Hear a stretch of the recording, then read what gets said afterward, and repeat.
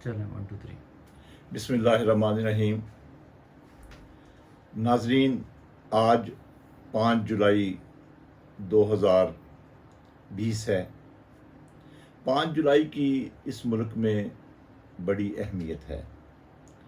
5 جولائی کے دن ذوالفقار علی بھٹو کی منتخب حکومت کو ختم کیا گیا تھا۔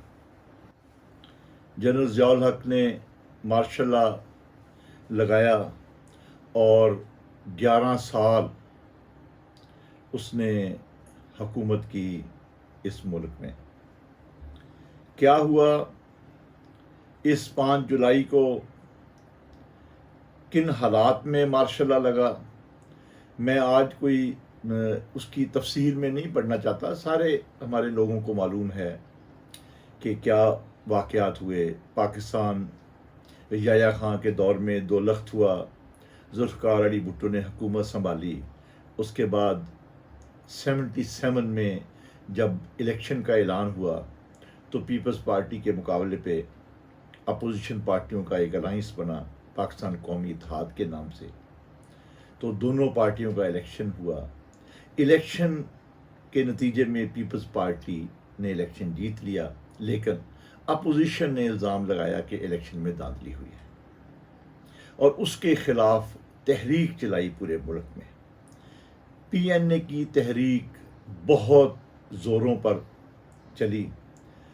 ذوالفقار علی بھٹو نے شروع میں کچھ شرطیں مانی۔ صوبائی اسمبلیوں کے الیکشن کرانے کا اس نے اعلان کیا کہ دوبارہ کروانے کے لیے تیار ہوں، لیکن پی این اے کا مطالبہ تھا کہ ہم یہ قومی اسمبلی کا دوبارہ الیکشن چاہتے ہیں۔ پھر یہ بھی مطالبہ تھا کہ حکومت ایک نیوٹرل ہو۔ اس طرح مطالبات بھی بڑھ رہے تھے اور تحریک بھی بڑھ رہی تھی۔ 4 جولائی کی رات کو بے شمار اس میں کتابیں لکھی جا چکی ہیں، بے شمار لوگوں نے اپنے ورشن دیے ہیں، لیکن جس ورشن پہ اتفاق رائے ہے وہ یہ ہے کہ فائنلی رات گئے تک، یعنی کہ 5 جولائی کی صبح تک ذوالفقار علی بھٹو نے یہ مطالبات مان لیے تھے۔ مجھے خود یاد ہے کہ 5 جولائی کی صبح نماز پڑھ کر میں نے ریڈیو پاکستان سے مطالبات کو تسلیم کرنے کی خبر سب سے پہلے سنی۔ یہ کوئی میرا خیال ہے 6 بجے کی شاید بات ہے۔ خبر پہلے آئی 5 یا 6 مجھے اب، کہ خبر آئی کہ جی مذاکرات کامیاب ہو گئے ہیں، اور یہ خبر چل رہی تھی تو خبر کے اختتام پر کہا گیا کہ فوج نے کنٹرول سنبھال لیا ہے۔ یعنی کہ یہ اندازہ کریں، میں اس کا خود وٹنس ہوں، اس خبر سننے کا۔ تو جنرل ضیاء الحق نے کیوں مارشل لا لگایا؟ وہ لگانا چاہتا تھا، وہ مذاکرات کامیاب ہوتے اس نے دیکھے تو مارشل لا لگا دیا۔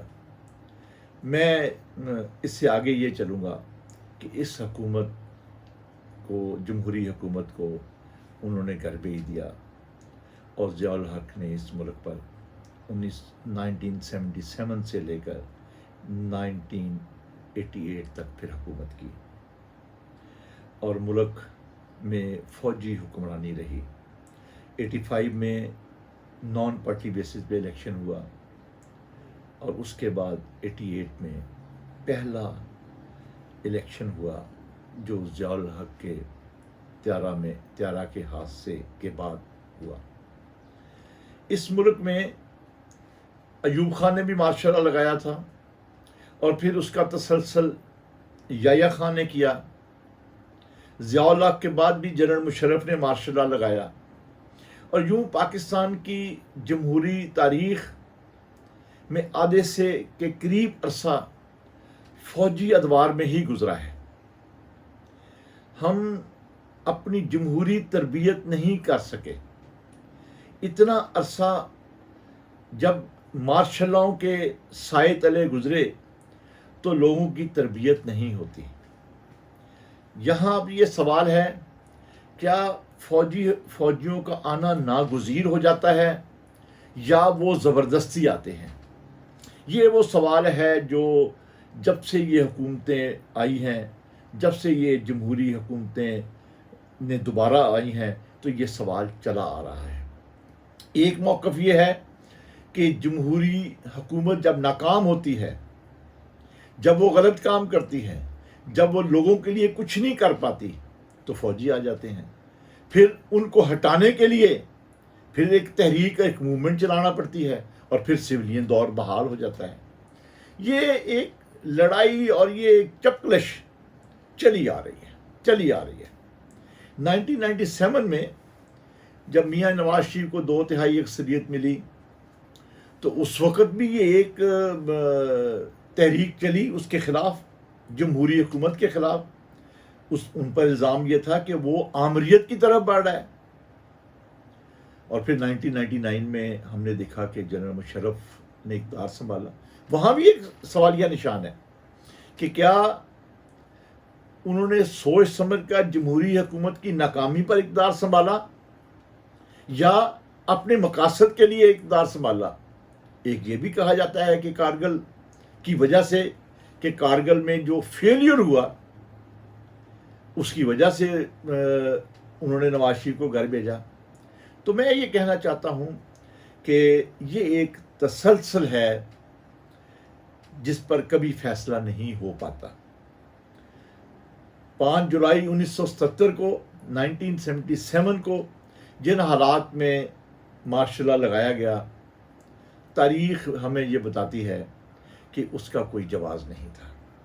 اسی طرح 1999 میں جب جنرل مشرف نے اقتدار سنبھالا، تو تب بھی اکثریت، بہت بڑی اکثریت کا خیال ہے کہ دونوں وقت میں فوجیوں کو آنے کی ضرورت نہیں تھی۔ لیکن میں آج یہ سوال آپ کے سامنے رکھنا چاہتا ہوں کہ آخر جمہوری حکومتیں کیوں نہیں اپنے آپ کو سنبھالتی؟ آخر ہم موقع کیوں فراہم کرتے ہیں؟ کیا ضرورت ہے کہ ہم ایسے حالات پیدا کریں کہ فوج کو ایک موقع ملے، یا فوجی جو لیڈر ہے وہ دیکھے کہ ملک چل نہیں رہا، لوگوں کے حالات ٹھیک نہیں ہیں، تو وہ اقتدار سنبھالے؟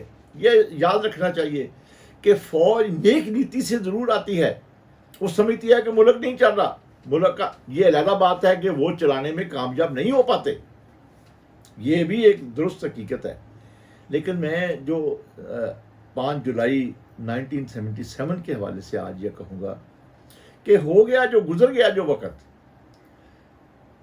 آج ہم یوم سیاہ اس دن کے حوالے سے مناتے ہیں۔ ماشاء اللہ جتنے آنے تھے آ گئے۔ آج دنیا میں حالات نہیں ہے کہ دوبارہ مارشل لا آئے، آج دنیا میں حالات نہیں ہے کہ فوج اقتدار کو سنبھالے۔ لیکن میں سمجھتا ہوں کہ جب ہم جمہوری حکومت آج بھی چل رہی ہے، پہلے بھی چلتی رہی ہے، تو ہم اپنی اصلاح کیوں نہ کریں؟ ہم 5 جولائی کو، اس یوم سیاہ کو اس حوالے سے کیوں نہ یاد کریں اور منائیں کہ ہم اپنی اصلاح کریں گے، جمہوری حکومتیں اپنی اصلاح کریں گی۔ ہم ایسے حالات نہیں پیدا کریں گے کہ ہم دوسروں کو دیوار پہ لگائیں، اور اپوزیشن بھی دیوار سے لگتے ہوئے بھی ایسے حالات نہیں پیدا کرے گی کہ وہ فوجیوں کے دروازوں کو نوک کرے۔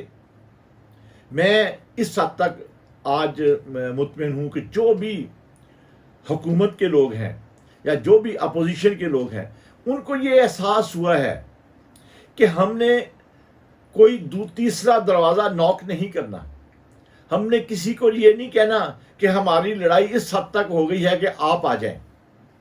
اور آپ کو یاد ہوگا کہ اسی وجہ سے ایک تحریک بحالی جمہوریت جب چل رہی تھی، تو لندن میں ایک معاہدہ ہوا تھا، بڑا مشہور معاہدہ تھا، جس کو ہم چارٹر آف ڈیموکریسی کہتے ہیں۔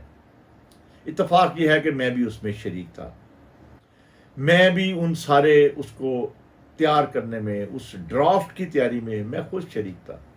میں مرحوم نوازہ نصر اللہ خان کے ساتھ ہم لندن گئے، دبئی گئے، پھر سعودی عرب گئے، اس ڈرافٹ پہ کام کیا۔ عمل درآمد تو مرحوم نوازہ نصر اللہ خان کی وفات کے بعد ہوا، سائن بھی اس کے بعد ہوا۔ اس سائن میں خود موجود تھا۔ اور وہ کیا تھا معاہدہ، میں اس میں کوئی لمبا چوڑا نہیں جا رہا، सिर्फ एक बात कहना चाहता हूँ, मुआहदा ये था कि कोई भी पार्टी जो हुकूमत से बाहर होगी वो हुकूमत से बाहर तीसरी कुव्वत को नहीं बुलाएगी। हुकूमत का पूरा अरसा इसका एहतराम किया जाएगा, हुकूमत अपोजिशन का एहतराम करेगी। ये बेसिक मुआहदा था। मकसद क्या था कि आइंदा कोई मुल्क में मार्शल लॉ ना लगे, आइंदा ऐसे हालात नहीं पैदा होने चाहिए जिससे कोई किसी को मौका मिले। आज जब हम 5 जुलाई का दिन मना रहे हैं, यौम स्याह के तौर पर मना रहे हैं, मैं समझता हूँ कि इसको हम अपनी इस्लाह का दिन मनाएं। इसको एक जमहूरी कारकुन के तौर पर, जमहूरी लीडर के तौर पर, एक पॉलिटिकल पार्टी के तौर पर, हुक्मरान पार्टी के होते हुए, अपोजिशन पार्टी के होते हुए हम इस दिन को ये अहद के साथ हम मनाएं कि हम किसी को दावत नहीं देंगे। आज अपोजिशन, मुझे बाज़ दफ़ा अच्छी बात लगती है कि अपोजिशन वाले कहते हैं कि हम चाहते हैं कि ये हुकूमत पूरी करे, ये हुकूमत मुद्दत पूरी करे। मैं समझता हूँ कि ये अच्छी स्पिरिट है। हुकूमत को अपनी मुद्दत पूरी करनी चाहिए, लेकिन इसके साथ साथ हुकूमत को मुल्की मफाद में फ़ैसले करने चाहिए। इसके साथ साथ हुकूमत को कोई आमराना रवैया इख्तियार नहीं करना चाहिए। हुकूमत को अवामी मफाद के फ़ैसले करने चाहिए। हुकूमत को जो क्राइसिस पैदा हो रहे हैं उस पर काबू पाना चाहिए। हुकूमत को ऐसे लोगों की सरकोबी करनी चाहिए जिससे मुल्क का बेड़ा गर्क हो रहा है। आज हर खराबी की जिम्मेदारी हुकूमत पर आयद होती है और उस खराबी को दूर करने की जिम्मेदारी भी हुक्मरानों पर है। अपोजिशन, फिलहाल तो मैं जो देख रहा हूँ कि अपोजिशन जिम्मेदारी का सबूत दे रही है। कभी कभी आता है कि जी मिड टर्म इलेक्शन होने चाहिए। मिड टर्म इलेक्शन का मुतालबा भी एक कॉन्स्टिट्यूशनल मुतालबा है, इससे मैं किसी को रोक तो नहीं सकता, लेकिन मैं ये कहूँगा कि ना ऐसा ना करें, मुद्दत पूरी करने की बात करें, इस्लाह की बात करें, आप पॉइंट आउट करें खराबियों को। अगर कल को लोगों ने तहरीक इंसाफ को मुस्तरद कर दिया तो आपकी जीत होगी। लोगों के वोटों से इनको फारिग करें। अगर तहरीक इंसाफ ने अच्छा काम किया तो उनको लोग दोबारा मौका देंगे। तो ये आज का दिन मैं इस ख्वाहिश के साथ, इस उम्मीद के साथ कि हम जो जमहूरी लोग हैं, जो पॉलिटिकल लोग हैं और जो आम लोग हैं, इस दिन को यौम स्याह के साथ साथ यौम अहद के तौर पर मनाएं कि हम इस मुल्क में जमहूरियत को आगे बढ़ाएंगे, हम इस मुल्क में किसी को दावत नहीं देंगे। और याद रखें, जमहूरियत में ही सब कुछ है। जमहूरियत अगर हमारी कमज़ोर भी होगी तो उसका हल भी जमहूरियत ही है। मरहूम नवाज़ा नसरुल्लाह खां कहा करते थे कि जमहूरियत का मुतबादल बेहतर जमहूरियत है, अगर उसमें भी खराबी आ जाए तो और बेहतर जमहूरियत है। तो ये दिन मैं फिर आखिर में कहूँगा कि हम बेहतर जमहूरियत लाने में उसका किरदार अदा करें। हुकूमत को अपोजिशन के साथ मामला फहमी रखनी चाहिए, कौमी इत्तफाक़ राय पैदा करने चाहिए। बहुत सारी मामलात हैं जिस पर कौमी इत्तफाक़ राय हो सकता है, हुकूमत को ही कदम आगे बढ़ाना होगा। और यही जमहूरियत का सबक है जो सब के लिए है। खुदा हम सब का हामी नासर हो। बहुत बहुत शुक्रिया। खुदा हाफ़िज़। दोस्तों, हमारे चैनल मुनीर अहमद खान ऑफिशियल को लाइक करें, सब्सक्राइब करें और बेल आइकन प्रेस करना मत भूलिएगा। और कमेंट सेक्शन में अपनी कीमती राय का इजहार जरूर कीजिएगा।